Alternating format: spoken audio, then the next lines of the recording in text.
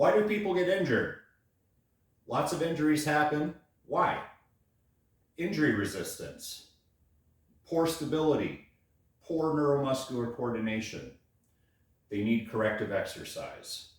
Exercises that restore posture, exercises that emphasize keeping the low back, spine stable, the hips stable, neuromuscular coordination, your ability to recruit your core muscles, your glutes, your hips, all of these big powerhouse muscles that create our centripetal force that we're supposed to work from to save all these little other joints and extremities that stem off of it.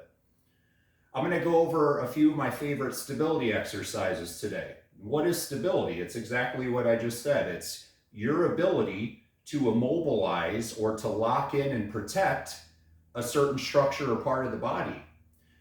People get injured because they don't have that ability, or they're just simply not going through a proper pattern or pattern properly, or they're just simply doing too much load and they're not ready for that. So if we want to increase our injury resistance, we need to, one, make sure that we have good neuromuscular coordination, that we have the ability to immobilize the joint and keep it stable. And two, we also need to make sure that we know how to properly go through a pattern like a hinge or a squat or rotary movements. So I'm going to go over 3 of my favorite stability exercises that's going to help improve lumbar and spine stability.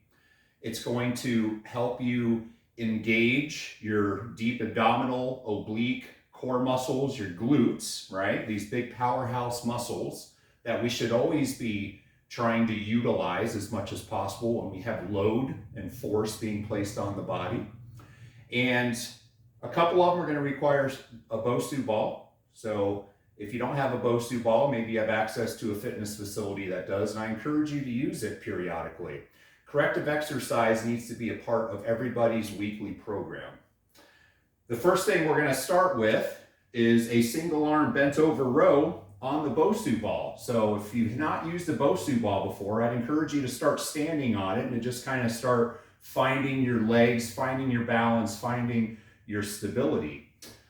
Once you've gotten accustomed or a little better on the Bosu ball, you're going to take a moderate weight. We're going to load it on one side. We're going to get into a hip hinge where we soften our knees, we push through our back pockets, but we keep that straight line from our ear to our hip. So we're locking in the spine.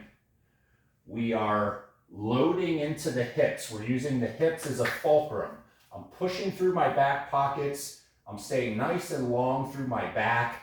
My core is braced in tight, and I'm feeling all the effort in my back pockets. I feel tension in my hamstrings. You're going to place your opposite arm out to your side. I want you to make sure that your belt line is pointing perfectly straight ahead towards the floor. We're not turning. We're not changing our posture. We're not changing the position of our low back and spine. Maintaining the hinge, maintaining the spine in a nice erect locked in position, we perform a single arm row to place load on one side of the body without changing our posture, without taking that load off of the hips and core. And this is requiring tremendous oblique and glute recruitment on that left side to protect that low back. Second exercise I like to do with the Bosu ball for spine stability. So we're going to flip it over and get into a full prone plank position. Place your hands on the Bosu ball. Doesn't matter how you do it, whatever's comfortable for your wrists. You step your feet back, come into a full prone plank position. As you can see, once again, I have a nice long straight line from my ear to my hip. I'm not extending the spine and letting my hips sag down. I'm not flexing my spine or pushing my hips up. I'm in a nice neutral position. We're going to maintain that as we lift one leg up. So the goal is to keep your belt line pointing perfectly straight towards the floor and to keep that Bosu ball from tilting as you lift one leg and place load on one side of the body. And once again, I'm feeling my obliques really having to engage with my hips on the side that's on the ground. And I'm protecting that spine, particularly the low back. The last stability exercise that I like to do is the classic Palloff press. You're going to need a tube with handles. Anchor it out to your side. Take a couple steps out and adjust the resistance accordingly. Athletic stance, soft knees. We sit into our hips just a little bit. We keep the spine perfectly locked and erect. We're going to make sure we don't laterally flex or bend. We're going to make sure we don't push our hips forward. We're going to make sure we don't shift into one hip or the other. Once again, the belt line stays perfectly straight ahead, pointing forward. It's not going to turn. We keep the spine locked in position, perfect posture. Follow your sternum. As you extend your arms out, the resistance increases. It wants to pull you this way. We're going to engage our obliques and glutes closest to the anchor point to not change posture or position. Pull the belly button into the spine as you reach.